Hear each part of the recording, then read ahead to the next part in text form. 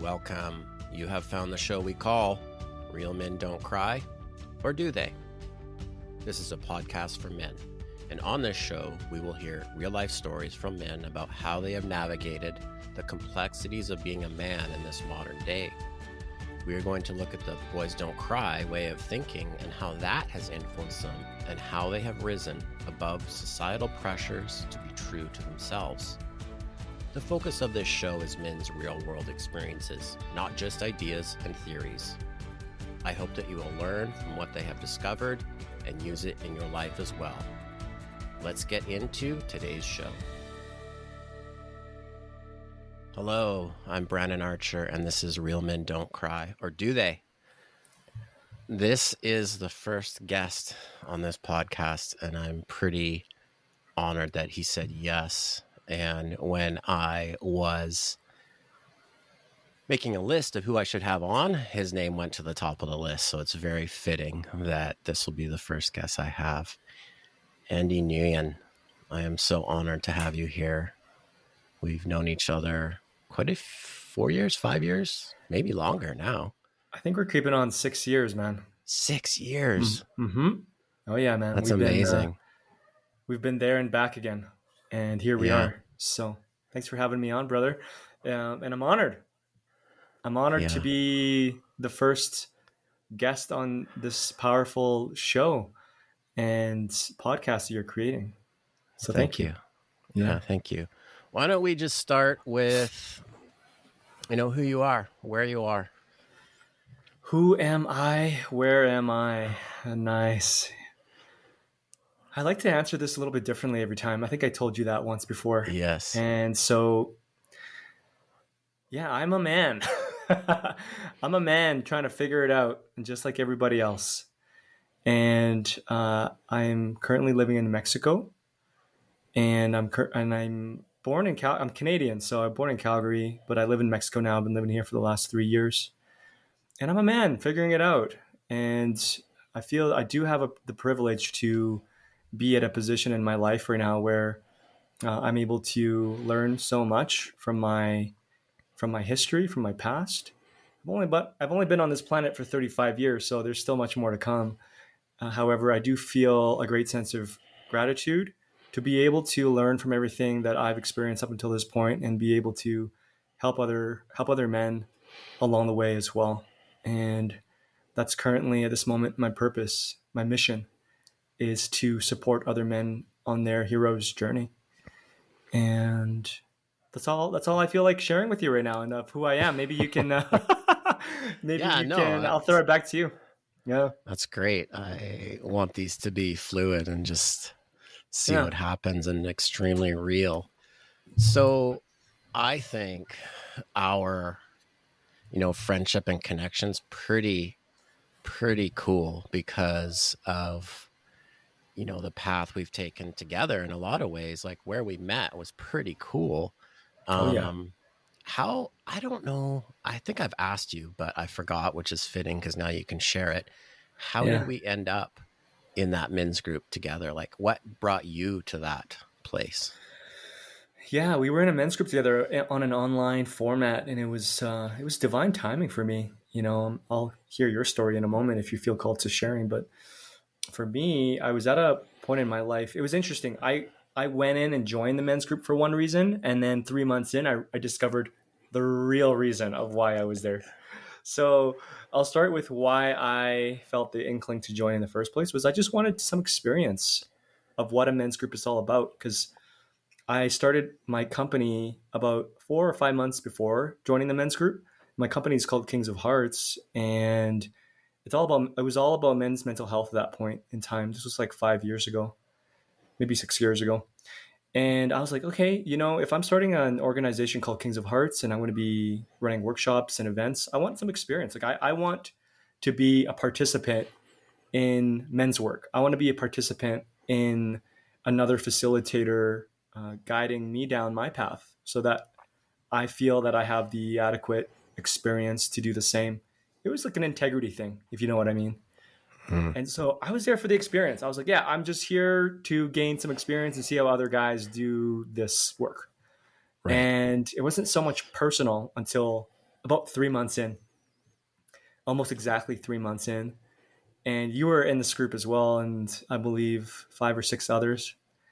And it was around the 3 month mark where I had a really tough breakup.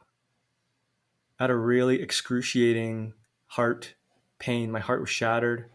I was going through, in hindsight here, I was going through a pattern that was ready to be broken. I was going through a phase of healing where I was invited to look so much deeper than just moving from one relationship to the next relationship.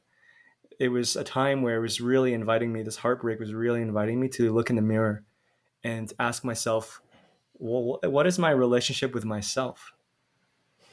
And I remember so heartbroken. I remember not wanting to show up to men's group that day. And I reached out to our group leader at that time and I told him, I'm like, hey man, like I'm too broken right now. I'm not able to show up for this meeting. And he looked at me. It was over a video call. He looked at me. He's like, well, why did you sign up? Why are you here? And he reminded me in that moment. He was like, this is why you joined, brother. You joined so that it's in these moments you can be held, you can be seen, you can be in this container of love, of non-judgment, really. And you can be vulnerable. You can cry. You can weep. You can scream. You can fully express. And then you can pick yourself back up. And we can help you pick yourself back up so that you can go back into life, brush yourself off, and try again. And try again in a new way, with new lenses, with a new perspective, with a new embodied way of being a man. And I showed up. I showed up for that meeting.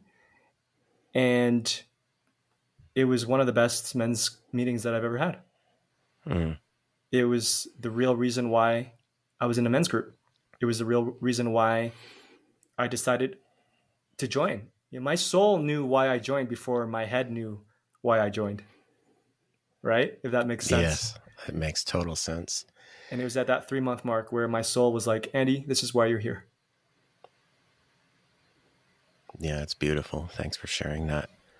And it brings up one of the key things why I wanted to do this podcast and share stories like this, because I have a question on why you didn't want to show up. What was the story you had about your emotions and showing them to other men before that moment when you decided to show up to that meeting? Yeah.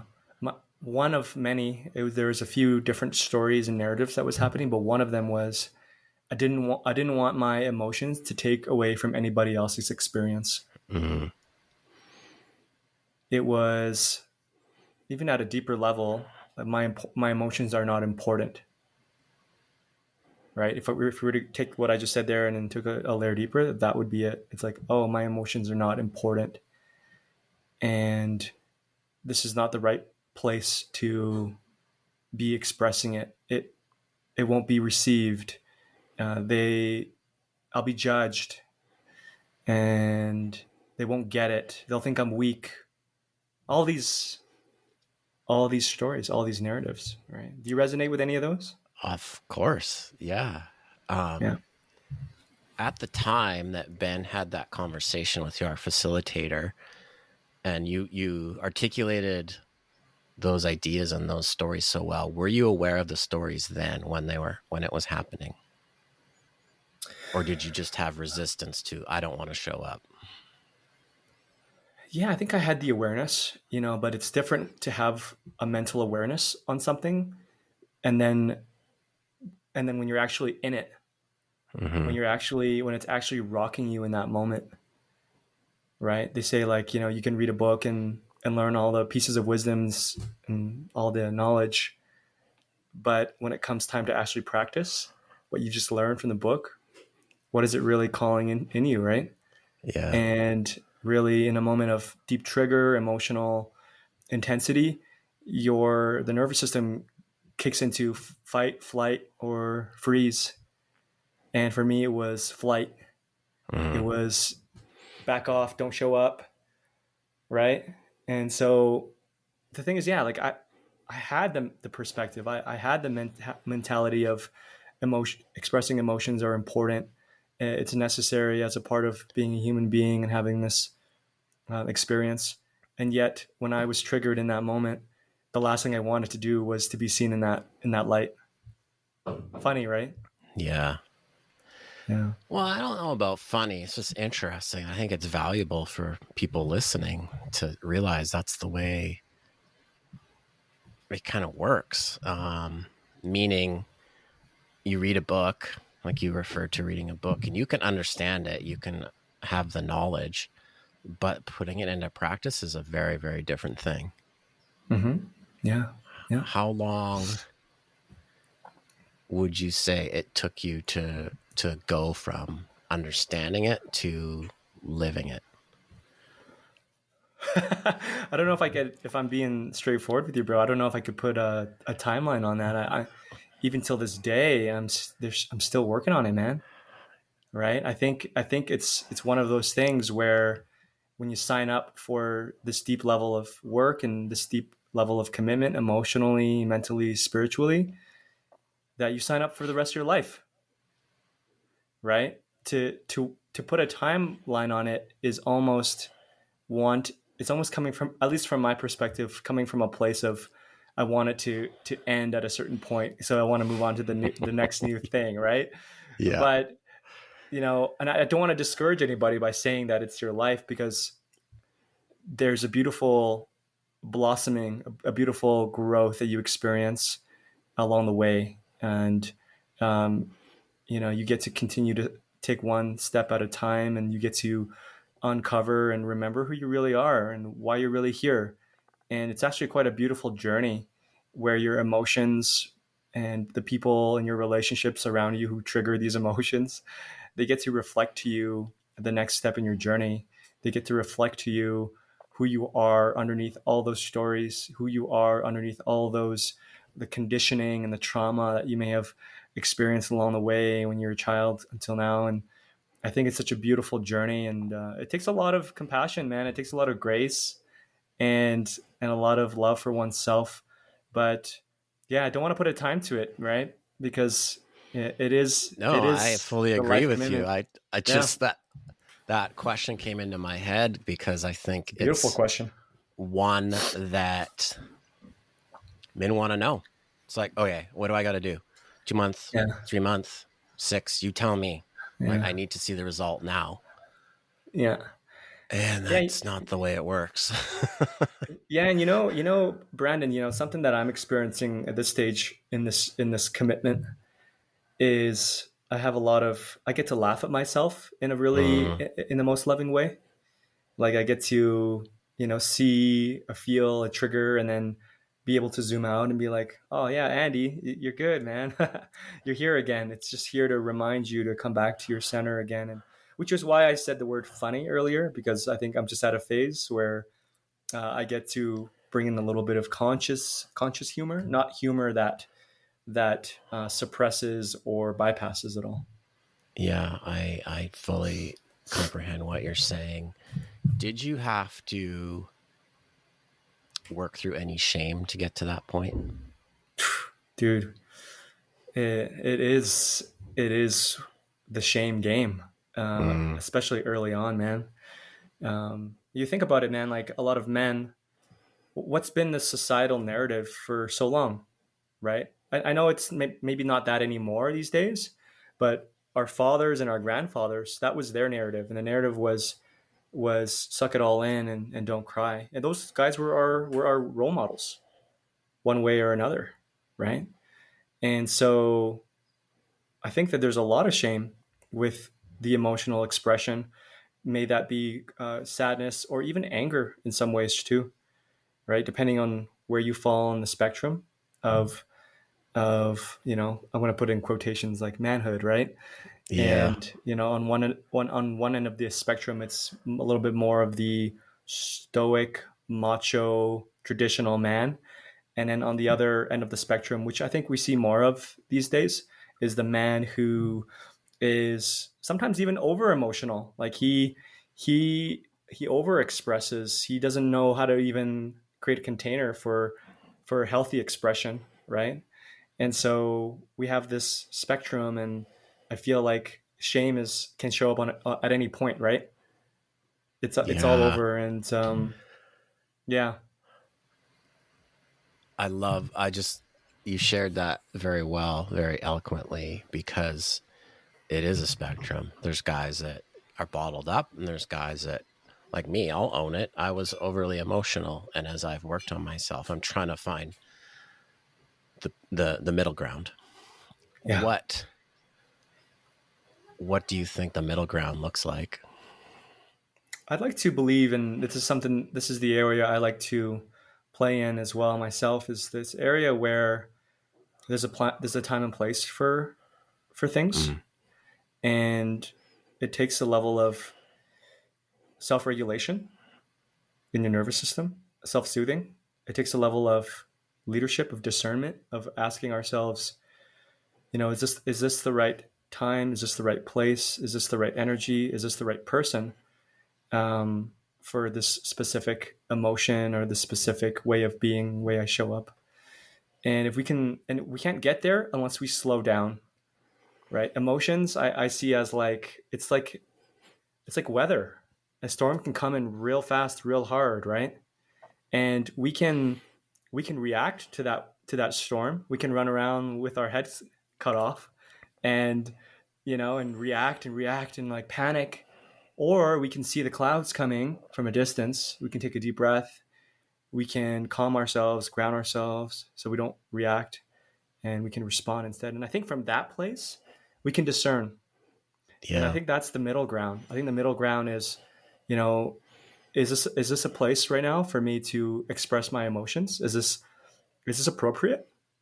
And then even then, like how much, on a scale of 1 to 10, how far would I like to take it there? I think that we can bring at some level, like it's going to take a lot of practice, but we can get to a place where we can really find we can really feel where that red line is, Yeah. and choose to go maybe halfway. And maybe it's a time where this is not the appropriate time for emotions. Maybe this is a time where I got to just take some really deep breaths and be present with what is needed here. And maybe that moment does not call for emotions. And then the responsible thing after is, after that setting is complete or that environment is done, take that time, set aside that time to express your emotion. Find a men's group, do a breath work, do some sort of practice that you might or might not know, and go there, right? And I think that those like those macho guys, those stoic guys, they on that side of the spectrum, they hold things in, and then they don't follow through after, Mm, right? They don't either know or have the just the wherewithal of like, okay, this does need to go somewhere. I can't just swallow it, right?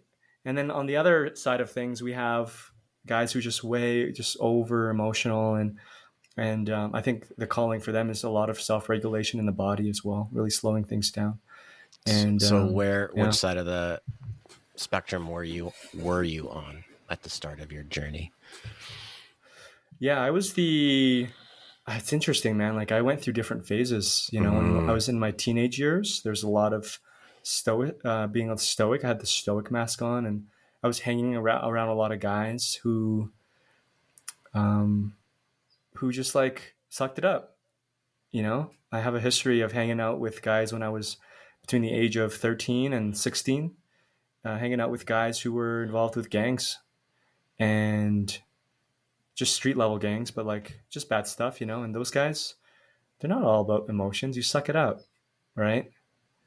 And for a big chunk of my teenage years, that was that. And then when I went into my 20s, things started to change. I got in touch with my emotions a little bit more, and I didn't have containers for them, so it was uncontained emotion, you know. But I think deep down inside, throughout all the different seasons that I've been through, I've always been a sensitive man. I've had I was always in touch with my emotions, and I think I just went from one extreme to the other extreme, And now I'm finding myself in the middle. Yeah. I call that the pendulum effect. And I actually am starting to believe you have to go through that process to find the balance. No matter 100%. where you're starting, I don't see another path with myself or with the men I work with or experienced men's group with. Brandon, like one of the pivotal moments for me was a self-reflection question. And the question was, what is the cost of not expressing my emotions? Mm. What is the cost of holding this in? What is the cost of swallowing? What is the cost of bottling up anger? And to face that realization and to ask myself, really, like, would I be okay with that cost truly? And as you know, man, like a lot of the times, this stuff, when it's unaddressed, when it's unexpressed, dude, it manifests into some Yeah. nasty stuff, dude. Well, it almost killed me, literally. Yeah. My heart attack, which the listeners, I'll give you information on that in another episode. But I met you shortly after that, and it was, Mm-hmm. I like that question. What would it cost? And I silently asked myself that. Like, my kids almost lost their father through that. Yeah. Yeah. From not knowing how to deal with my own shit, my own emotions, my own anxiety. That was not an option for me. Mm-hmm. Didn't know what it looked like to move forward, but I'm like, no, I'm going to figure this out. This can't be the Yeah. way we're supposed to live as humans and as men. I got a question for you. Yeah. Do you feel that people need to face or to brush up against that cost for them to Oh learn, man, or is it, can we be proactive about this? Something that I I want to say we can be proactive, but I had this discussion with somebody else, and we're like, I haven't seen a scenario where a man hasn't faced that brutal mm, loss of some kind in his life mm-hmm, before he will look at it. So I mm, don't know what the answer to that is. I think it's possible to change that narrative. I think the work you're doing with men and I'm doing, like I have an 18-year-old son and I'm trying to pass on everything I can. So I hope he has a different mm, baseline. That's a very hard question because I don't really know what the answer is. mm-hmm. My abundance framework wants to explore the possibility that it's both, Mm, preparation meets opportunity, and opportunity is the pain, right? It's like preparation, and then boom, and a life event or something happens that we can't expect or predict. And then it's in that crossroads where preparation meets mm-hmm. opportunity slash pain, where we get to really come down into our hearts and like really exercise that invitation for transformation. Really, it's what it is. Yeah. Yeah. You mentioned stoic men, and I have a question for you on, Yeah. because I know how much work you've done, and because we both potentially identify as more on the emotional side, and we've found the balance. And do you find that sometimes your current behavior can manifest as stoic because you have that relationship with your emotions? Can you elaborate a little bit more on that question? Yeah, it was. Yeah. So what I have found is, as I heal, as I have a better relationship with my emotions, I understand, and you understand them. And this, like you had the Mm, analogy of the storm coming. I'm like, oh, mm, okay. This has the potential to make me reactive versus responsive. I find that it can present as I'm not being emotional in a oh yeah. situation where maybe people are like, well, you should be freaking out right now. Oh yeah. Yeah. Yeah. Yeah. I love that. Yeah. It's totally it's, yeah, it's an interesting thing because you're a person that has been practiced enough and has that level of awareness, they've built up a capacity to hold more, right? And it can very much come off as this guy is unemotional, Yeah. and so and so I feel like there's a level, there's like an energy that one can embody and carry, where they're not reacting to the situation and flooding themselves or the other person with emotions, and yet they can still express emotion. Like the other person can still feel your heart in it.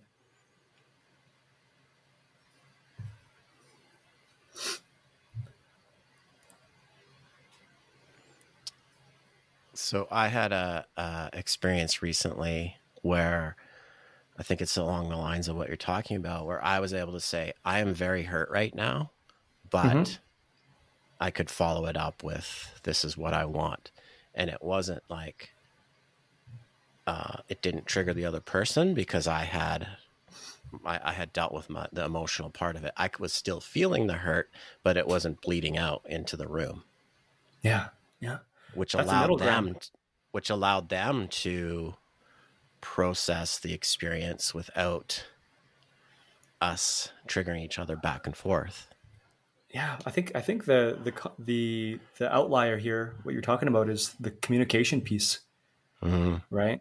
I think the man on the very very stoic side of the spectrum, he doesn't have those communication tools to express, and I think that's his opportunity to be like, "Ooh, I think I'm feeling something in my body. I think I'm feeling a little bit of frustration.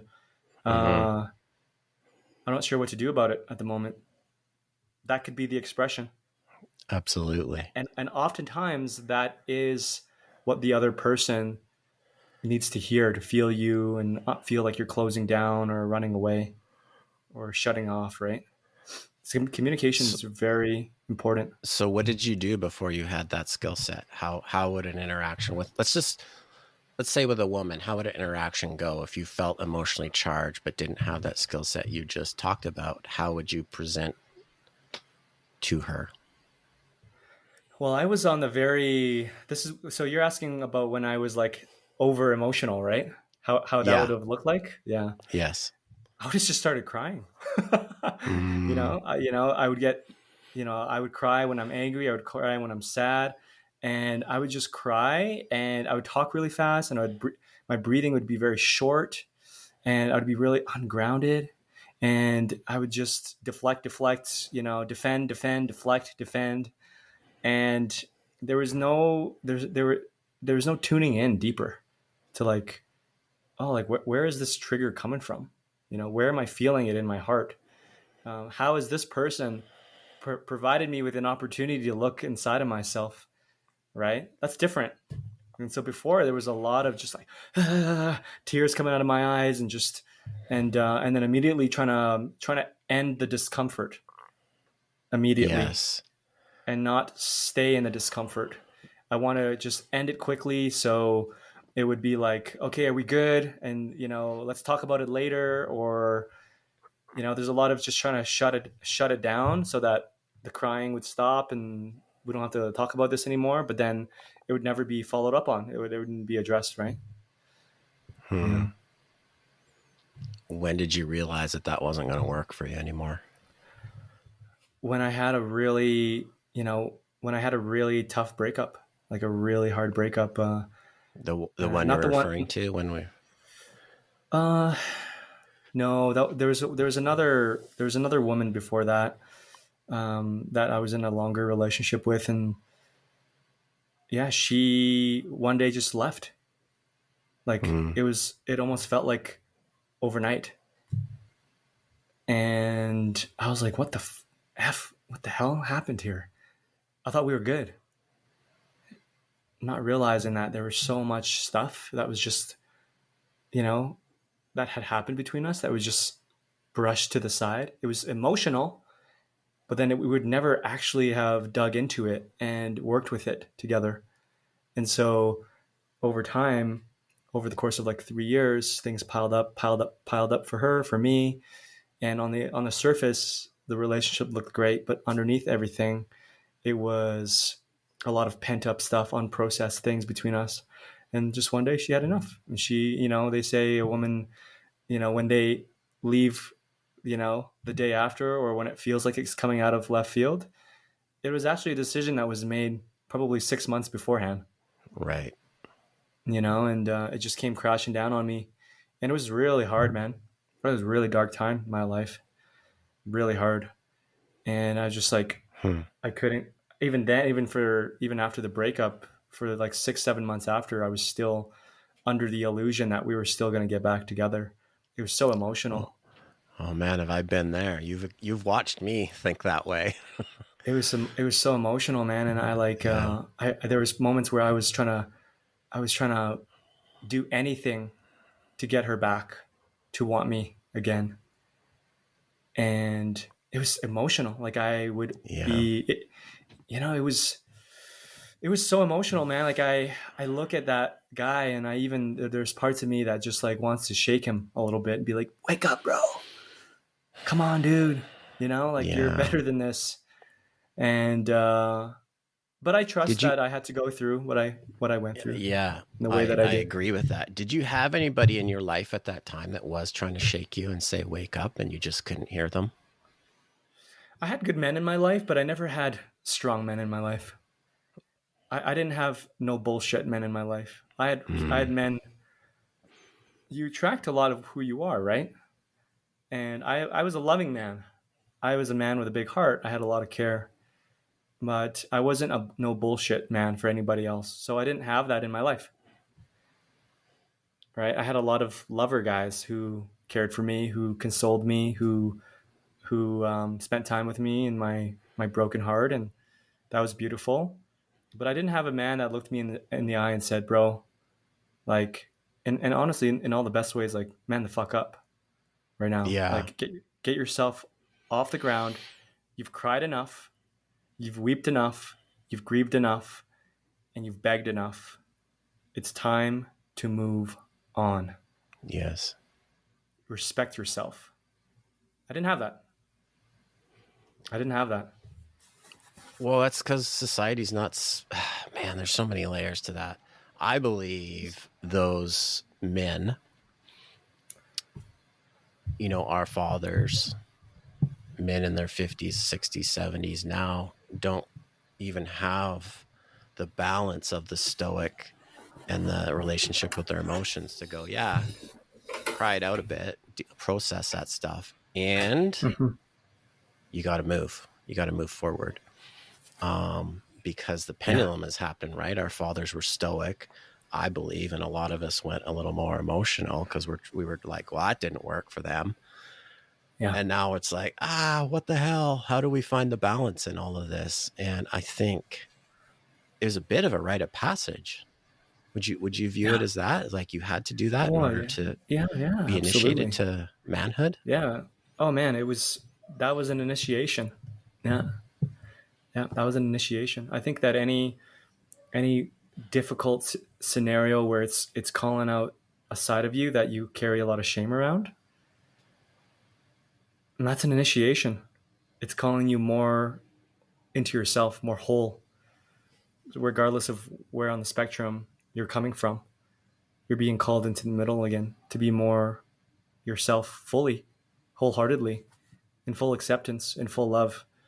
And really, I think the first phase of that is to surround yourself with men who represent the thing or the energy that you're lacking in your life, Mm, and then they will reflect to you over time that you have that inside of yourself that you need to draw out and you will embody, right? So I think that the men's group is one of the reasons why I was there. That's the reason why both you and I met when we met. yeah, let's circle back to that because that was, I mean, for me, it changed my life. I know it changed your life too. And what would you say to men that are like resistant to a container like that? What would I say to them? The first thing that's coming up to my mind is be open to being surprised of why why you're there, why you need it. Yeah. Most guys, they don't realize they need it until they're actually in. So just, you might have apprehension, you might have resistance. Just get yourself through that door, man, and you'll see why. Your mind will want to try to come up with a million reasons or a million expectations of what this could be. Fuck that. Yeah. Just go walk into the door and stay open to why it's here to serve you. Yeah. I have a man in my men's group. He's 63 and he joined when he was 62. And I have such respect for this guy. And he always tells a story of, I joined, but I thought I was going to see like guys with man buns and beads and talking about him. It's pretty funny because I think a lot of guys have that impression, Yeah. like, oh, you guys are talking about emotions. Would you just all sit in a circle and cry? I'm like, well, maybe, but also maybe not. Right. Yeah. Yeah. Yeah. There's the thing that's coming to mind is iron sharpens iron. And Oh yeah. if we Yeah. need to tap into our manhood, I am avoiding the word masculinity on purpose, by the way. Sure. Yeah. If we're Good. tapping into our manhood, we need to connect with manhood. And we have so few healthy containers to do that in society. So what better way for a group of guys all trying to do that? Yep. And yeah, you don't need to know what it looks like. I'm not going to try to put words to the experience. You just need to have some faith. And my faith is really coming into my practice lately too, and the understanding that you got to surrender. That you have to surrender to a bunch of things. One is you don't have all the answers. And you need to be willing to be guided a bit. Guided by what? That's up to, I think, each man to decide what's guiding him. How would you explain guiding a man following his inner wisdom or a spiritual path, let's just say? Oh, I like that. Yeah, guidance. How would I describe that? Or like, what is that in What does it my mean to you? experience? What does it mean Yeah, to you? yeah. In the realms of relations, like men's groups and relationships and whatnot, for me, guidance means like we get to walk each other to the door for the person to walk through themselves. Like, and it's this beautiful process of we all get to walk each other. I think Ram Dass, he's a spiritual teacher, and he says we're all walking each other home at the end of the day. And I'd like to add the little detail of like, we're not holding anybody's hand to walk through the door. That's your job, Yeah. but we can help each other get there. Right. That to me is guidance. Is I'm not giving you all the answers. I'm not doing it for you. And I'm also not claiming to know everything, because I'm walking this path with you. Yes. But we get to support each other along the way and walk each other to our respective doors and to take that brave step in. Yeah, I love you brought in Ram Dass's quote because I think it's bang on. And to me, that part of home he's talking about is you. It's this part of you that you lost. And if you can find that, man, the world around you changes. Yeah. Home is you. Home is you guys. It's Home is not you. what your dad thinks you're supposed to be, or your mom thinks you're supposed to be, or your buddies think you're supposed to be. It's like you as a man, I honestly believe this. You know who you are and how to show up, air quotes, masculine. You just need that guide to take you to the door that you walk through and you're like, oh my God, I knew how to do all this stuff all along. I just ignored it.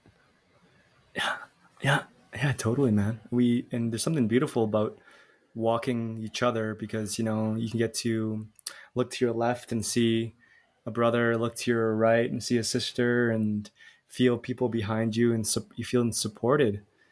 and that you're not alone on this journey of going home to yourself and reclaiming your sovereignty, reclaiming your love for yourself again. And it's not a solo journey. It really isn't. There's going to be moments or times or seasons where you need to experience or explore certain things alone, but that doesn't mean you're alone, right? Do you find that Yeah. a hard, I understand what you're saying, but do you find that a hard concept to share with people? Yeah, because especially if people are not too familiar or practiced in the language or in this work, we can take it very literally. Yeah.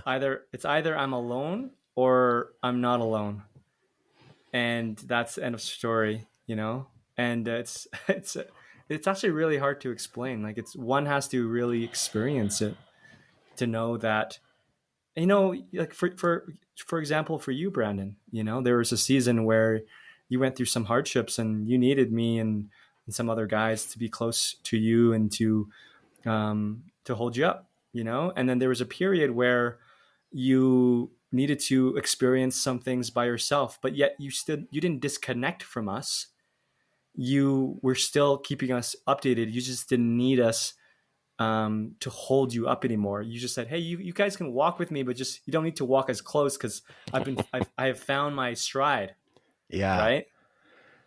Yeah. I think that's a very interesting way to put it, because it's very true. Yeah. It's, I don't know how better I would describe it other than I'm like, hey, I'm pretty sure I got this part of my journey now. And I'm just like, oh, but you're still there. Cool. Here's another visual. You like bikes, right? Yeah. I learning how to do. ride Yeah. learning how to ride a bike, right? At the Yeah. beginning, you got training wheels, and then all of a sudden you take those training wheels off and someone's holding your seat for you. Yeah. Your parent or your guardian is holding your seat for you, and then they're sort of letting go of the seat a little bit, but they're still there.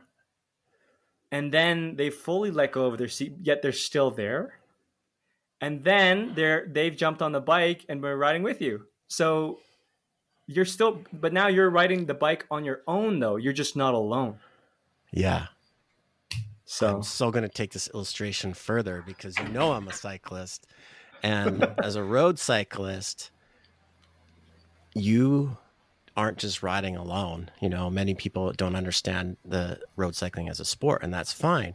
But if you get a group of 10 people with a goal in mind to ride 100 kilometers as fast as we can, you're going to get there faster together than if you're by yourself. yeah, You still all yeah, have to do your own work as you work mm-hmm. together and draft each other and use aerodynamics, but you're going in the same direction. You're Yeah, just stronger together. It's very, very similar to what we're talking about on a man yeah, with his journey in a men's group. It's like, no, man, you still got to do the work. yeah, But yeah, it's a vehicle to feel supported, to get where you're going faster, arguably faster. mm, But it is a way to heal the world. I held mm-hmm. back on saying that, but I believe it's true because if you're a man in 100%. a men's group, and I know you've experienced it, I'm experiencing it in my life every day because I have, adult kids. The work I did on myself is helping them have a different experience. Well said. That's the ripple effect. It's the ripple effect.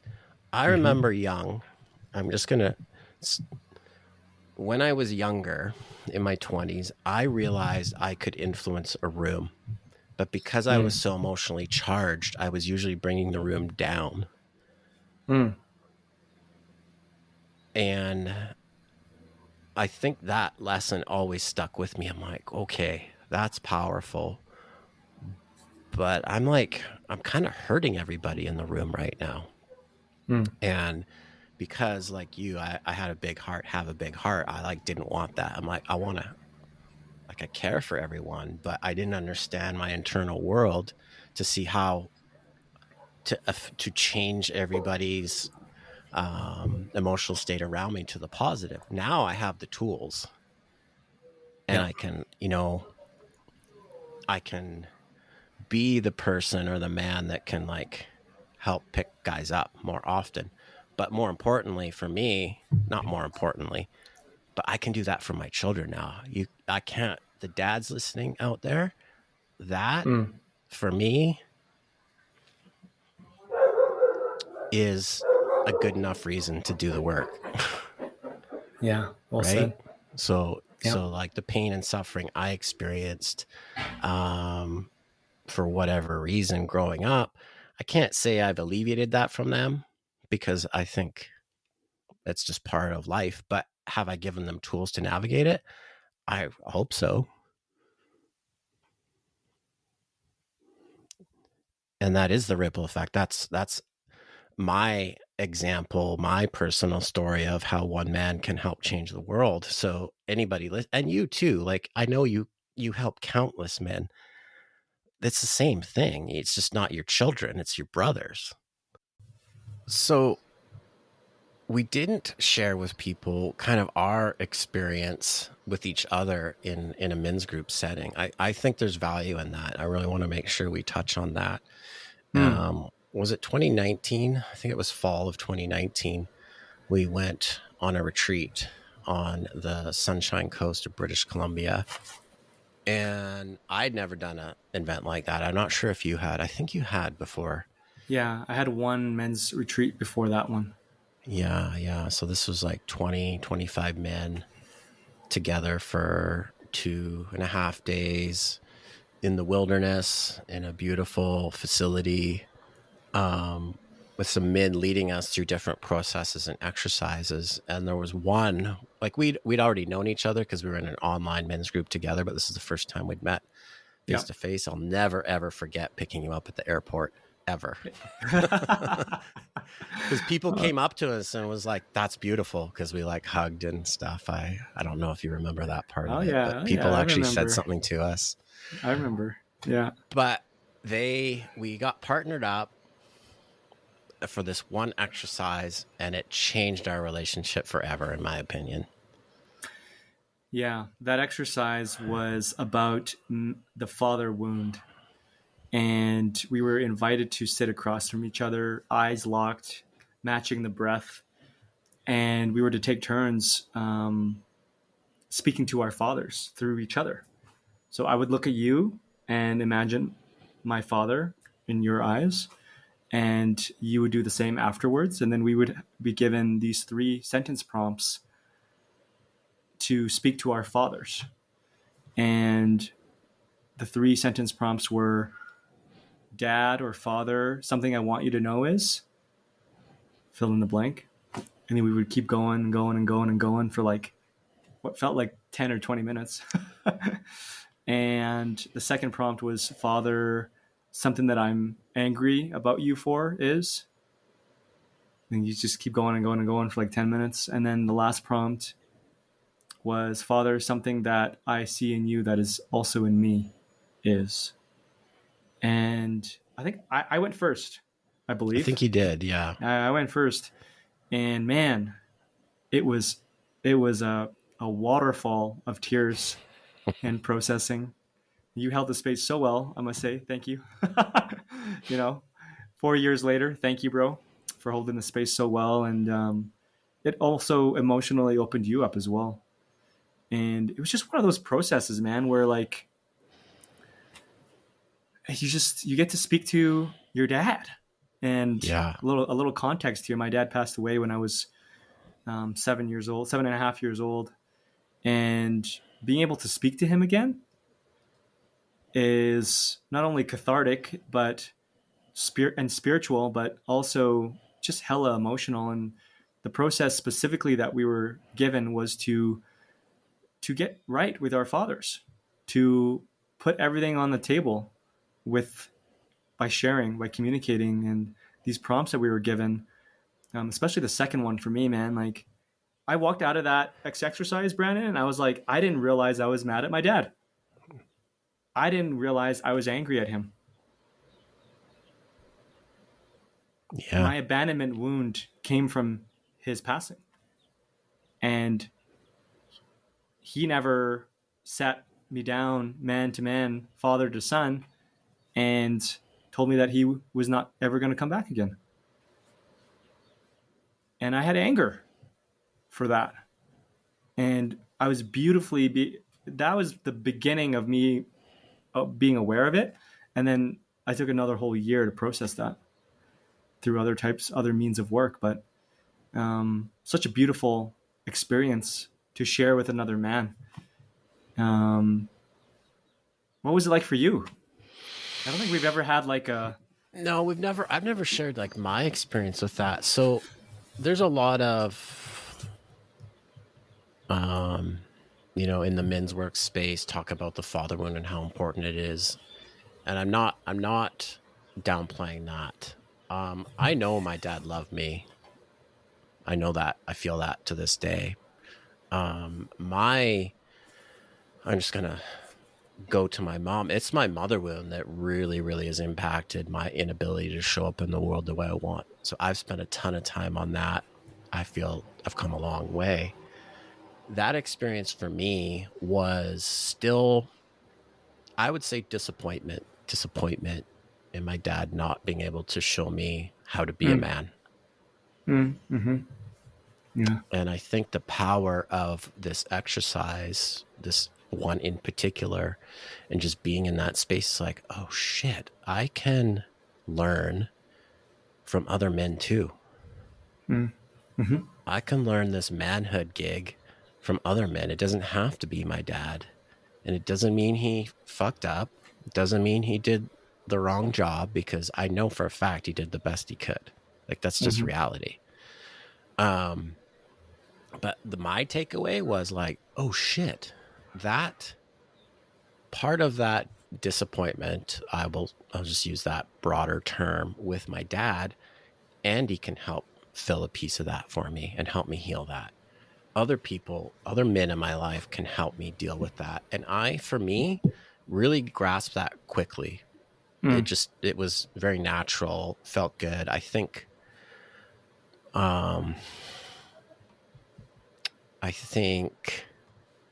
because I felt that love from my dad in his way, and I knew it was genuine.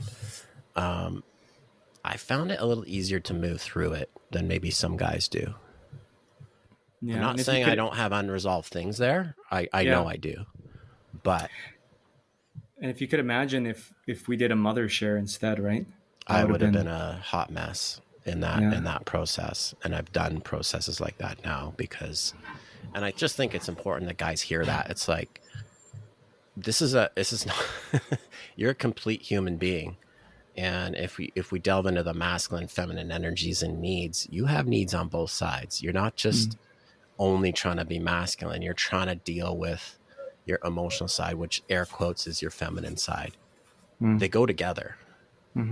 Yeah. And as I know you know that you've gone deep into that, and that's a word of caution for guys listening: is don't get too caught up in just being more masculine. That's not what this is about. Yeah. That's like, I think guys who come into it with only that desire get humbled pretty quickly on this work, because I think being more masculine is just a byproduct of this work, not the purpose itself. I love that you said that. Because my journey has been dealing with the emotional side, or air quotes, the feminine side. The masculine parts just shows up in my life. Yeah. I just have this innate ability to navigate things the way I desire to, which feels very good and healthy. Yeah. I'm proud of the way that you've journeyed through your emotional terrain, bro. I feel, because you've allowed yourself to walk the fire, I feel that on the other side of that, you're like 4 levels more grounded than I've ever felt you before. Your voice is even slightly deeper. It's weird. But I know what you mean. I had an incident before we recorded this where my groundedness was challenged. Yeah. And reflecting after I dealt with it, I'm like, holy crap, that was very satisfying knowing that. Did I do it perfectly? No. Was I quite grounded? Yes. And this is not about me. This is about Min's experiences, right? And my experience was I used to be a hot fucking mess. Yeah. I can own that. And now I'm like, I actually like the way I navigate Yeah. conflict, relationships, hard things. Um, yeah. On that retreat that we were at, was there any other big takeaways that you had that changed your life? Hmm. Well, one of the results, one of the byproducts that came out of that was me starting my own men's group for the first time. So I would definitely say that one of the takeaways was a sense of leadership that was handed to me, that was reflected to me, that I needed to step into. Um, Maybe you can help jog my memory, but I believe that one of the processes we did near the end was they took one man at a time and towards the lake. And what did they Yeah. ask us again? I think it was Do You Want to Live? Yeah, yeah. So they blindfolded us. They brought us to the lake, and they had like a sword or something. Yeah. They had a sword to our neck, Yes, they did. and they said, "Do you want to live?" And like, yes. Why do you want to live? And it was really it was it was really confronting to feel like, well, why do I want to live? Why am I here? What is greater than just waking up in the morning, making breakfast, and sleeping and shitting and all these things? Like, what is there more? And I feel for me that I walked away with like this sense of responsibility. You know, the depth that I've gone that year, the mirror reflections, the accountability, the feedback that I've gotten from the men, from the retreats that I was a part of. The question that I was like, well, Andy, what will you do with this? Will you just internalize it, or will you forge it into a sword that you'll take into the world to help other men sharpen? That was the Yeah. call for me. So that experience, I haven't actually had a chance to talk about that experience, that exercise of that sword and that question. It's a big realization for sure. That was a big takeaway for me. You know what I got out of that process was because there's a giant fire, and I think there was about 20 of us. I'm just using our number 20, and we're all kind of, in a circle around it, our backs to the lake, and there was a drum beating constantly. And that experience for me was the more powerful of that. Yeah. Why? I've never actually reflected on the why. I think it was just now that I'm thinking about it, the togetherness. It's like we're a band of brothers right now. Yeah. And I don't think, like, that's definitely nothing I'd ever experienced. And I can remember almost every single man that was there. Some of them I stay in contact with, some of them I don't. But the power behind that many men with an intention, it is so powerful. It is so Mm. powerful. And when it was my turn to go out to the lake, and I opened my eyes, it was Steve Parr with his sword to my neck. My first thought was, oh, it's only Steve. I'll take him out if I have to. Gonna let him hear this after. It's great. I Yeah. told him that. I remember I have told him that in the Yeah. Yeah. past. But I wonder why that is. Is it because I'd already had a brush with death? I don't really know. I can't answer it. I just find it, Yeah. Interesting. I think it's Yeah. funny. That's where my brain went. Yeah. It's good. Yeah. Also, maybe Yeah. something primal. It's something primal in you too. In that moment, when we have a sword to our throat, it's like it's that Yeah. fight, flight, or freeze again. And maybe your reaction was just like, "I'll take him down," Yeah. which is great. Yeah. Yes. Yeah. Yeah. Maybe that. I like that angle, actually. Yeah. Yeah. I think it's just your warrior that just came out. Yeah. Yeah. Yeah. You talked about leadership and that event, that retreat really triggered your desire to lead or your purpose to Mm-hmm. lead. Mm-hmm. Do you think that's an innate, dormant trait in all men? Mm-hmm. Yeah. And it's going to look different for everybody. Not everybody is meant to lead a men's group, but I think men, we're called into leadership in so many areas: leadership as a father and family, leadership in relationship, leadership at work, regardless of whether you're the owner or an employee or an entrepreneur, it doesn't matter. Like, you can tap into that leadership energy at any point. And I think most importantly, leading yourself, your Yeah. life, leading your emotions. I think a lot of great teachers who speak about masculine and feminine dynamics, they say, as to the men, like, can you steward or shepherd your own emotions? Because if you can do that for yourself, hell yeah, you can do that for others. Right. So and everybody has emotions. Everyone experiences it. So Yep. leadership is at your doorstep, guys. And Yeah, I think it's for you to tap you into. touched on it, self leadership. Like Connor Beaton talks a lot about self leadership, and I really respect the way he presents it because Yeah. he's bang on. Like, you have to navigate you as a human and as a man, and lead that, and everything external. I don't want to say it gets easier, but you have this compass, you have this internal compass of like what leadership looks like because you do it for yourself. Yeah. Exactly. Yeah. Yep. Yeah. It starts there. And I think that all that year that we spent in men's group and those 2 retreats that I went to, and a bunch of other plant medicine, psychedelic experience I've had, it all signs pointed to leadership of self first, and then leadership of others after. Yeah. Yeah. Okay. We could talk for hours, literally. So I think we should I like asking a really key question. Yeah. Kind of a profound one that we'll leave it off on. And the one I have for you is, if you could say one thing to your child self that you wanted to hear from your dad or your mom, what would that be?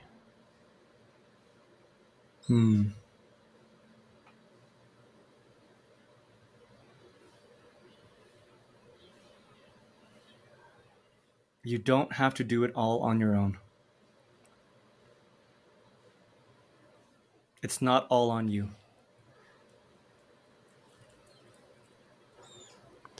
It's a powerful message. Yeah. Thanks, man. Thanks for that. It was the messaging that I've always gotten was the opposite of that, is that it's all on you. And it's interesting, that question too, if I can just quickly expand here, that in a weird way, I appreciate that it went down that way, because I wouldn't be who I am today, right? Yeah. Yeah. Yes, profound stuff. Okay, Andy, I'm Awesome. so grateful for you being here. Where can people find you, and what are you up to as far as projects right now? Yeah, awesome, brother. You can find me on 2 different platforms. So I have 2 businesses. One is called Kings of Hearts. It's our men's community. So if you are experiencing loneliness, if you're going through a transition in your life and you're carrying guilt, shame, confusion, you desire community, Kings of Hearts is, we're taking men in all the time. We actually have like a 2-month course kicking off, and it's a live course. Like, we'll be online with each other every single week. It's called King's Council. It's a great way to get into men's work and to start your journey as a man, and discovering what that is all about. And then the second platform is, if you want to go even deeper, and you don't want to explore a group setting, and you want a little bit more mentorship, one-on-one, I take 6 guys a year for a minimum of 1 year, and we go deep together on a one-on-one mentorship coaching basis. And I specialize with integrity and energy leaks, and confidence specifically. So that's my area Amazing. of expertise. Yeah. Amazing. Thank you for being here and sharing your experiences, and your personal journey and your wisdom for all the men. I'm sure it's going to land well. Thank you. Yeah, man. Thanks for creating this platform, and thank you for your service, brother. Blessings. Thanks for taking the time to be here today. I honestly hope you found something you can use in your life. And I hope you found some relief in knowing that you're not the only one with challenges. We can be very isolated as men. If you don't have support in your life, please reach out to someone. It's okay to need help. It doesn't mean that you're less of a man. In fact, it takes a courageous man to know when it's time to ask for guidance. Until next time, brother.